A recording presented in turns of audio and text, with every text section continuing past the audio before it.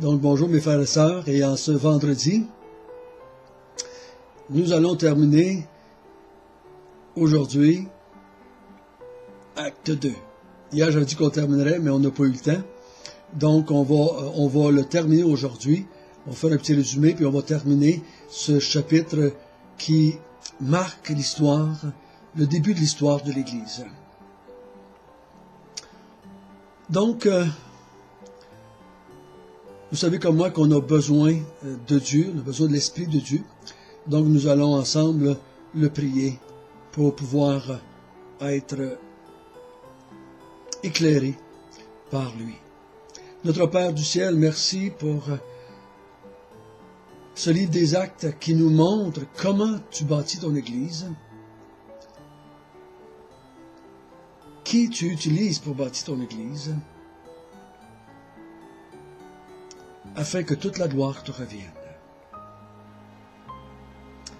Nous demandons que par ton Esprit Saint, tu nous éclaires, tu nous conduises dans la vérité, car la vérité nous affranchit, la vérité nous libère.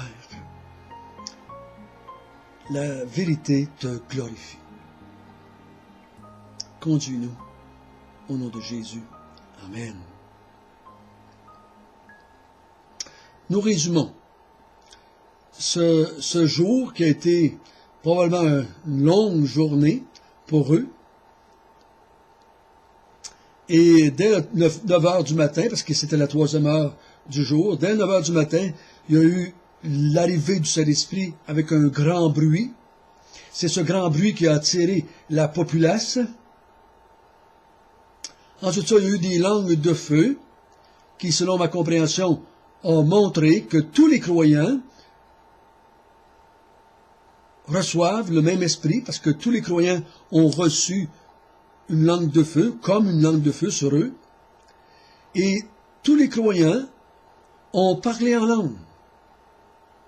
Et le parler en langue n'était pas pour faire de l'évangélisation, le parler en langue n'était pas pour faire de la louange, le parler en langue n'était pas pour l'édification personnelle. Le parler en langue, on a vu que Pierre dit, c'est un signe, c'est l'accomplissement d'une prophétie que Joël avait fait. Une prophétie qui accompagnerait la venue du Messie, une prophétie qui concernait les derniers jours ou les derniers temps. Et Dieu dit maintenant, je vais répandre mon esprit sur toute chair, sur mes fils et mes filles, tous ceux qui vont se tourner vers le Seigneur, tous ceux qui vont invoquer le nom du Seigneur, vont recevoir le don du Saint-Esprit. Et en faisant cela, Dieu démontre qu'il commence une nouvelle ère.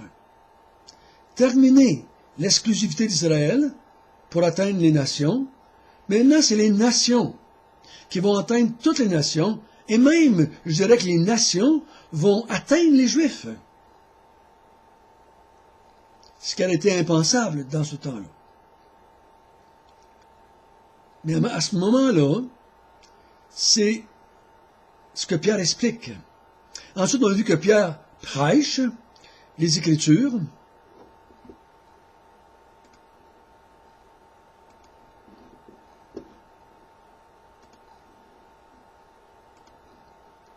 Prêche les Écritures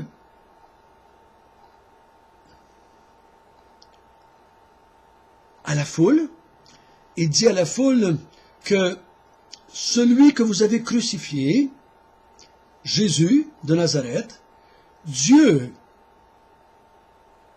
a démontré que c'était lui le Messie.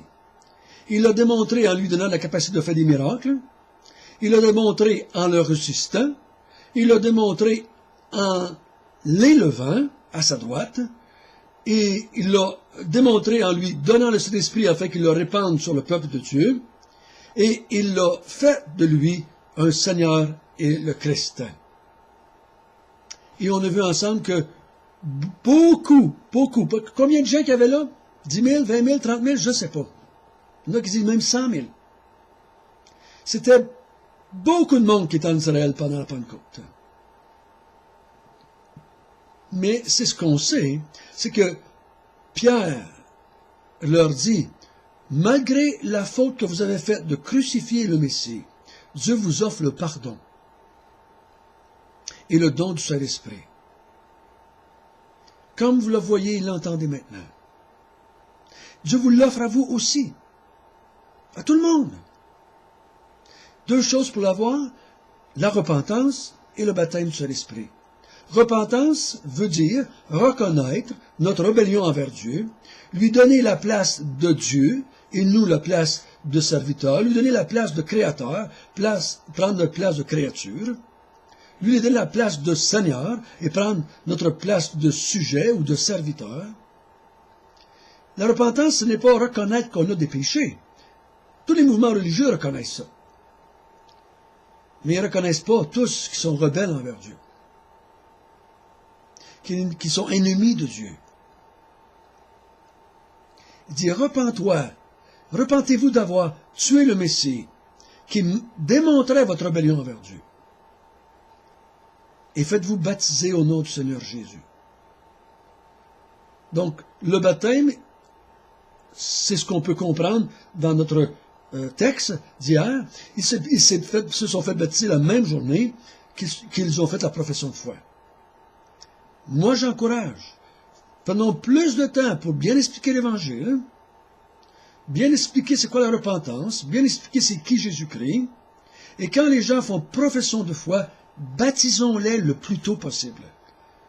Je déplore personnellement les églises qui retardent les baptêmes de 6 mois, d'1 an parce qu'il n'y a pas assez de baptisés, il fait trop froid, il n'y a pas d'eau. Baptisons les gens le plus proche possible de leur profession de foi. C'est là que ça fait du sens. Je me souviens, quand je me suis fait baptiser, j'ai invité ma mère, et elle a dit, « Pourquoi tu t'es baptisé? » Ben, pour montrer que je crois en Jésus, pour montrer que, ça fait longtemps qu'on sait que tu crois en Jésus, là, ça fait 2 ans que tu nous prêches l'Évangile. Si j'avais bien trop d'espace entre les deux, ça faisait plus de sens, ça. C'est comme mettre une alliance quand ça fait 12 ans que tu vis avec la même femme ou avec le même homme. Ça ne fait pas grand sens, ça. Et ceux qui font ça reçoivent le pardon et le baptême du Saint-Esprit. Quelle grâce de Dieu. Pas juste pardonner. Le Saint-Esprit vient habiter et on devient le temple de Dieu. On est en relation avec Dieu. On vit avec Dieu. On est des instruments de Dieu. On sert à la gloire de Dieu. Mais qu'est-ce qui se passe après? Verset 42. Il persévérait dans l'enseignement des apôtres, dans la communion fraternelle, dans la fraction du pain et dans les prières. La crainte s'emparait de chacun et il se faisait beaucoup de prodiges et de miracles par les apôtres. Tous ceux qui croyaient étaient dans le même lieu et ils avaient tout en commun. Ils vendaient leurs propriétés et leurs biens et ils en partageaient le produit entre tous, selon les besoins de chacun.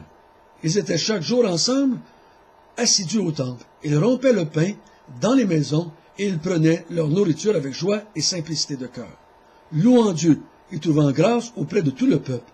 Et le Seigneur ajoutait chaque jour à l'Église ceux qui étaient sauvés.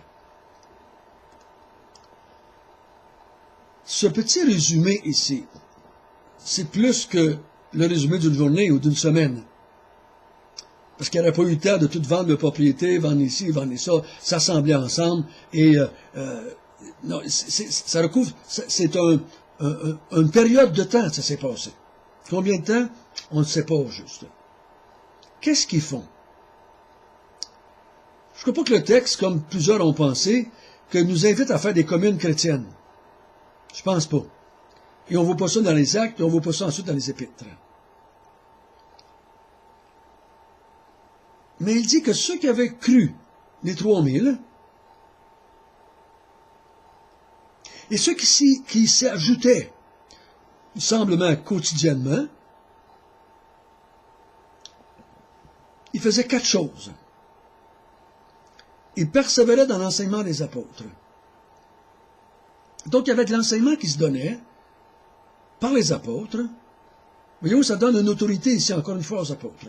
Je vous l'ai dit, les actes des apôtres, c'est une des raisons qui a été écrite, c'est pour donner autorité aux apôtres et pour que Théophile puisse croire que ce que les apôtres enseignent vient de Dieu et que c'est vrai. Ils persévèrent. Donc, ils reçoivent continuellement de l'enseignement et ils y persévèrent. C'est-à-dire qu'ils essaient de la mettre en pratique et de la comprendre et de la vivre. Ils vont dans la communion fraternelle. Donc, communion fraternelle, c'est ce qu'on voit par après. Ils prennent soin les uns des autres. La communion fraternelle, c'était pas juste bon, ben, on va jouer au hockey ensemble. C'est rien de mal d'aller jouer au hockey. Mais on ne devrait pas appeler ça juste la communion fraternelle. La communion fraternelle, c'est les saints qui s'occupent les uns des autres. Autant spirituellement que physiquement, que matériellement, ou quoi que ce soit. Ils persévèrent aussi dans la fraction du pain. Donc ça, c'est le repas du Seigneur. Et dans les prières. Donc, on appelle ça les 4 piliers de la vie chrétienne. L'enseignement des apôtres, la communion fraternelle, les fractions du pain et dans les prières.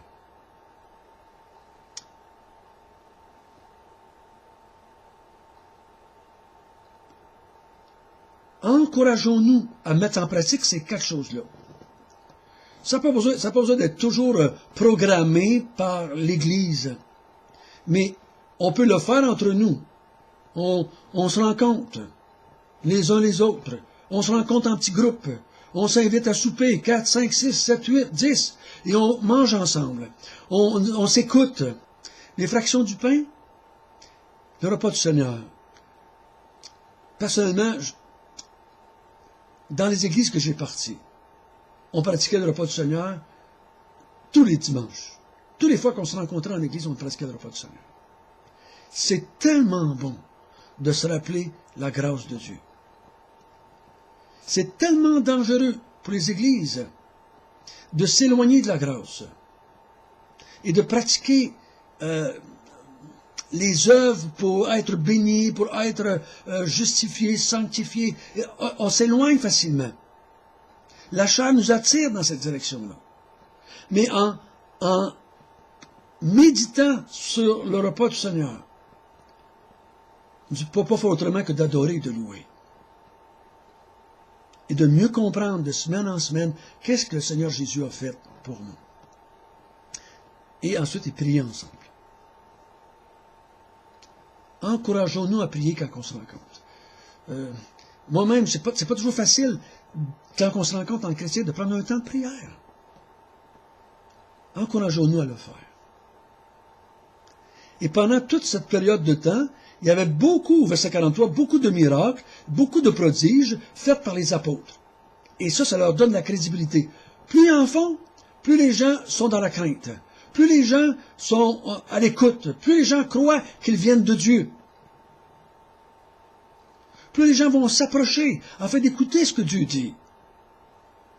Et c'est à travers tout cela que les apôtres vont mettre le fondement à la parole de Dieu. Les fondements à l'enseignement qu'ils ont emmené de la part du Seigneur Jésus-Christ. Ils vont emmener les fondements de l'Église.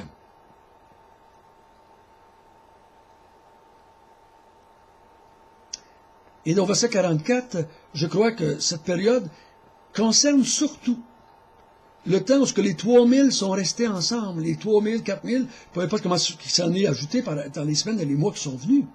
Parce que pas longtemps, dans quelques chapitres, on va voir un autre 2000. Je crois qu'il y a eu un temps là où on a fait un effort spécial pour que les gens soient ensemble et on mette des fondements. Jusqu'au chapitre 8, où est-ce qu'il va y avoir la grande persécution, et là les chrétiens vont être poussés en dehors de Jérusalem, afin d'atteindre le monde. Mais chaque jour sont ensemble au temple pour manger, pour prier, pour se réjouir, pour louer le Seigneur. Et ils vont dans les maisons, ils prennent leur nourriture, ils louent le Seigneur, sont heureux de vivre en commune. On devrait être heureux d'être ensemble et trouvant grâce auprès de tout le peuple. Même les gens qui n'étaient pas croyants trouvaient ça beau, ce qui se vivait. Ce partage mutuel, cette fraternité, cette entente, ces miracles qui se passaient. Même les gens du dehors étaient attirés par ça. Et faisons-le pas pour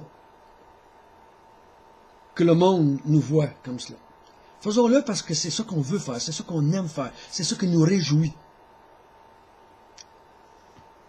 Mais ça va avoir un impact dans la société.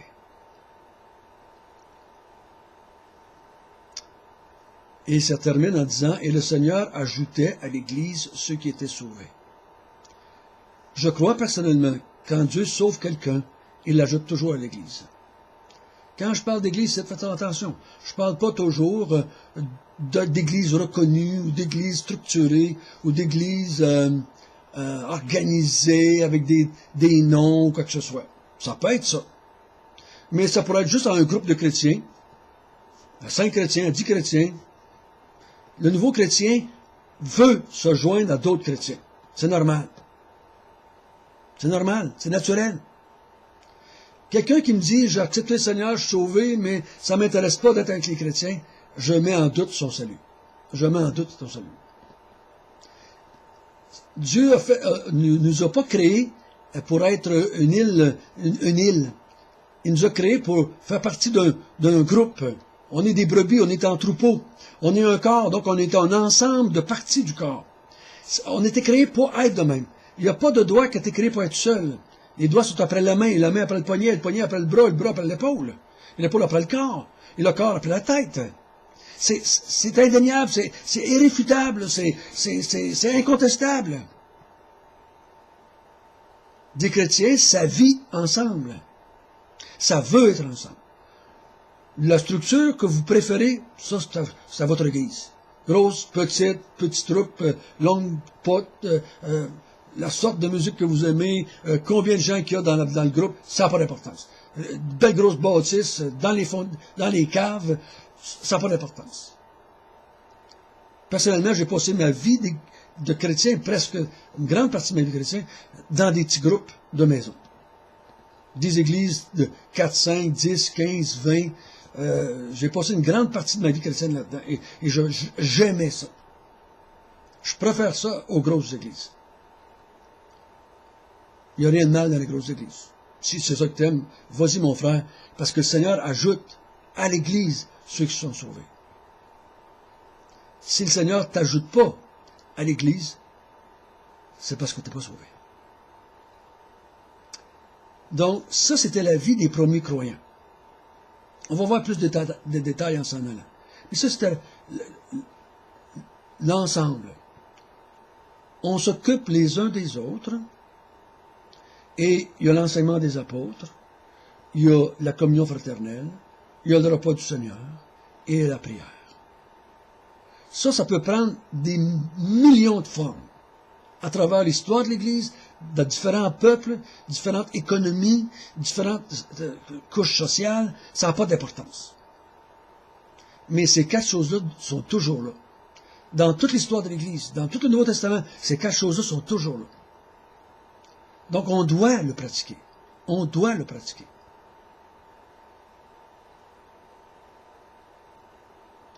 Pour avoir une vie chrétienne équilibrée. Notre Père du ciel, nous te remercions pour ces quelques versets. Merci que tu nous donnes quelques principes ici pour diriger notre vie de nouveaux croyants ou de croyants. Nous voulons vivre notre vie de croyants comme tu le veux, comme tu l'entends. Aide-nous en tant que groupe à ne pas compliquer les choses, mais à rester simple. Donnons-nous de ne pas nous juger sur les quand et les comment nous faisons les choses. Ça n'a pas d'importance. Mais encourageons-nous à les faire. Vivons en communauté, autant qu'il nous est possible. C'est là que ça va se passer, la vie chrétienne. C'est très rare que ça se passe le dimanche matin. Aide-nous, Seigneur, à vivre et trouver grâce auprès du peuple dans lequel nous vivons. Et c'est au nom de Jésus que nous te prions. Amen.